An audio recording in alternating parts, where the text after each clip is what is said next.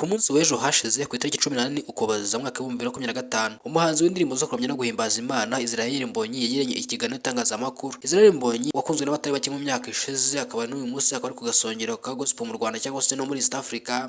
Ku munsi w'ejo yagiranye ikiganiro n'itangazamakuru aho yabajijwe n'abanyamakuru batandukanye bakorera ibinyamakuru bitandukanye, abazwa ku bibazo bitandukanye. Israel Mbonyi agomeza abazwa n'abatari bake, bamwe mu banyamakuru bari aho ngaho baramubajije ibibazo turumirwa. Israel Mbonyi bimwe mu bitangaje yabajijwe ni umwana w'umukobwa wagaragaye ku mbuga nkoranyambaga mu minsi yashize arimo amuvugaho avuga yuko amukunda cyane byo gupfa. Israel Mbonyi yabibajijweho avuga ko umukobwa atamuzi, yagerageje kwerekwa amashusho y'uwo mukobwa asa nk'ubiseka cyane. Israel Mbonyi mu magambo ye yagira ati Imana imuhe umugisha, ndumva agira urukundo. Umunyamakuru ukora Urugendo Online TV yagerageza gusabira umwana w'umukobwa itike mu gitaramo cya Israel Mbonyi ku itariki 25 Ukuboza mwaka wa 2025, nuko Israel Mbonyi ayemera nta kuzuyaza. Iki kiganiro n'itangazamakuru ku muhanzi Israel Mbonyi cyari kigamije kumurika cyangwa se kwamamaza igitaramo afite ku itariki 25 Ukuboza mwaka wa 2025. Igitaramo yise Icyambu nimero ya 4 cyangwa se Icyambu kane, kubera yuko hasanzwe haba igitaramo cyitwa Icyambu. Ibitaramo byitwa Icyambu ngaruka mwaka ku nshuro ya 4 kigiye kubera muri BK Arena, ubwo bivuze ngo ari ku itariki 25 Ukuboza mwaka wa 2025.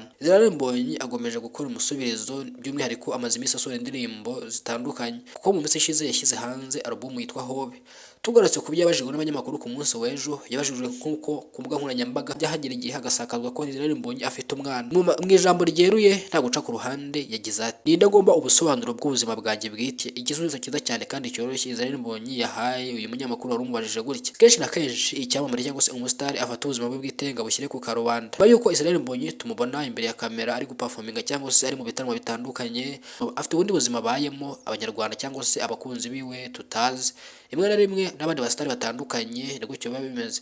Cyane cyane nka Itayiwacu Bruce nawe yabajijwe ku kibazo cyo kuba yarataye umugore cyangwa se anywa n'ibiyobyabwenge, avuga yuko ibyo ari ubuzima bwe bwite by'umwihariko ku bantu bamukurikira, cyane cyane ko icyo bashinzwe kumva ari imiziki akora myiza cyane bakayumva ikabaryohera bakayikunda. Israel Mbonyi wageze kuri Kigali Convention Center habereye uyu muhuro cyangwa se iki kiganiro n'itangazamakuru, yaje mu modoka nziza cyane ya Range Rover Sport, imodoka idasanzwe. Israel Mbonyi rero yagomeje gukora ibintu bitandukanye, akora ibitangaza mu bihe bitandukanye. Uyu munsi nabwo hagiye gukora igitangaza muri uyu mwaka cyangwa se muri uku kwezi kwa 12 ku itariki 25 kuri Noheli, ukazataramira abanyarwanda muri BK Arena nk'ibisanzwe kuko kimaze kuba igitaramo ngaruka mwaka.